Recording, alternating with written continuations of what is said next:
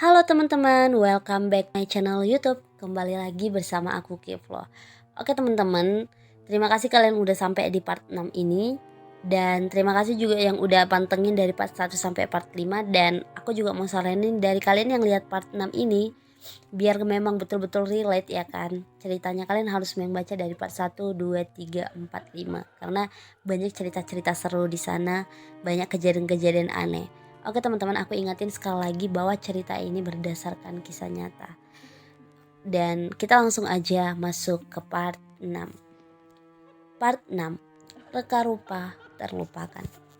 Sebuah kanvas putih besar tergeletak di sebuah ruangan ditemani palet cair dan banyak kuas di sekitarnya. Dulu Ane punya teman yang namanya Mas Bori. Nama ini disamarkan ya teman-teman.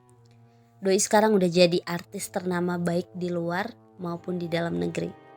Mas Bori ini terkenal dengan gambaran hebatnya yang punya karakter sendu-sendu misterius gitu. Kalau nggak salah, waktu itu Doi mau masukin karyanya di sebuah galeri pameran lokal terkenal gitu. Jadi deh, hampir beberapa minggu dia ngelembur, ngelukis karyanya. Ane sampai ngikutin perkembangannya dari hari ke hari. Karena emang step by stepnya bagus banget. Sampai akhirnya lukisan tersebut sempurna. Ane skip sedikit ya. Ente ingat-ingat terus pokoknya sesuatu tentang benda-benda mati yang akan Ane ceritain nanti. Dulu ada dua teman Ane yang namanya Mas Dedi dan Mas Wongki. Mereka ini termaksud keturunan Ningrat Keraton. Tapi anak-anaknya gak ada tampang kerajaan sama sekali. Malah lebih konyol. Konon katanya setiap keturunan Ningrat itu punya bodyguard penjaga tak kasat mata yang ngelindungin dia. Bisa dibayangkan kalau ada penjaga abdi dalam keraton berkunjung ke kantor Ane yang terkenal ramai hawa-hawa kegelapan. Bentrok, udah macam perang nanti. Tapi benar adanya, setiap ada mereka gangguan-gangguan mistisnya memang agak berkurang. Mungkin takut sama penjaga abdi dalam keraton kali ya. Malah menurut penglihatan Mas Rudi, di kemudian hari ada salah satu penjaga tadi punya si Mas Dedi. Ada yang terpaksa stay di kantor Ane buat ngejaga teman Ane ini. Berhubung Doi emang sering tidur di kantor. Si penjaga ini dia tinggalnya ngerasuk masuk di salah satu papan reklame model di kantor Ane yang udah gak kepake. Persis di samping ruangan di mana Mas Dedi sering tidur. Ane gak bisa kasih lihat gambarnya demi privasi perusahaan Ane dulu. Sedikit gambaran aja. Modelnya itu cewek pakai kostum konsep gotik dan make up khas vampir gitu. Si penjaga tadi konon bersemayam di papan reklame tadi karena di sekitar situ ada makhluk berwujud cewek cantik tapi kakinya mirip kaki kuda yang sering ngeganggu di sekitar situ.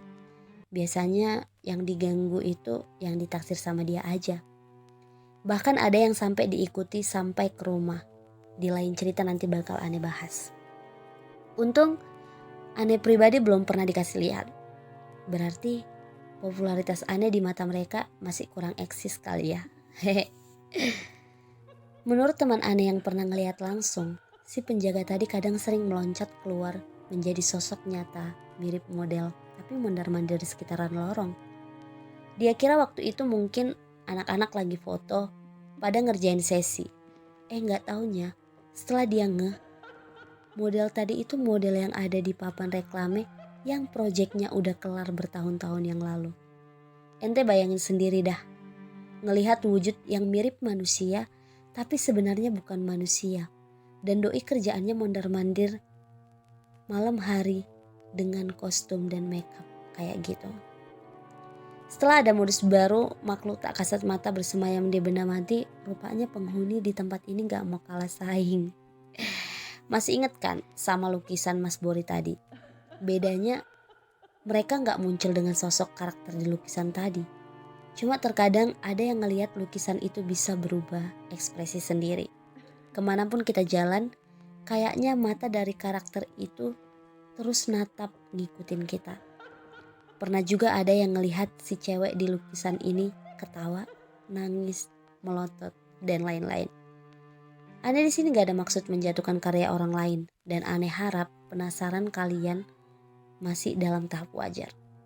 Tidak usah sampai ngejudge karya beliau dengan komentar dan pertanyaan dari kisah ini. Entah sudah sampai di level mana penunggu di tempat ini, sampai-sampai mereka bisa hadir dalam wujud apapun. Pernah kejadian juga seperti ini. Ente bisa rangkum sendiri dari cerita yang Ani ceritain. Waktu itu divisi Ani sempat lembur buat ngebahas bareng konsep tender gitu. Biasanya kita kalau presentasi konsep gitu, lokasinya di teras balkon lantai 2 yang agak luas tempatnya. Kebetulan waktu itu ada tim dari Jakarta yang ikut bergabung sambil belajar tentang konsep presentasi tender. Satu orang presentasi di depan, yang lain nyimak sambil duduk.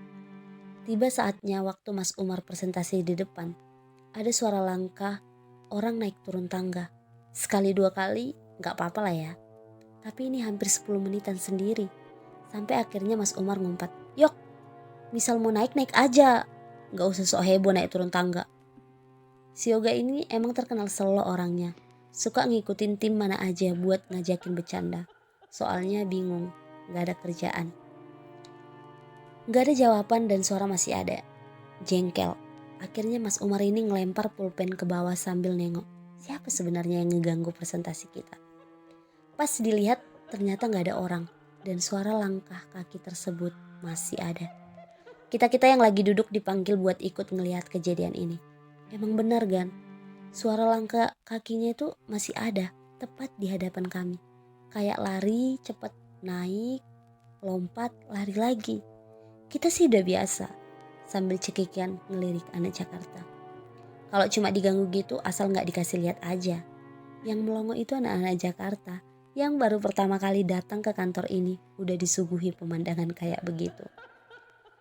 Cuek lah kita, lanjut kegiatan lagi.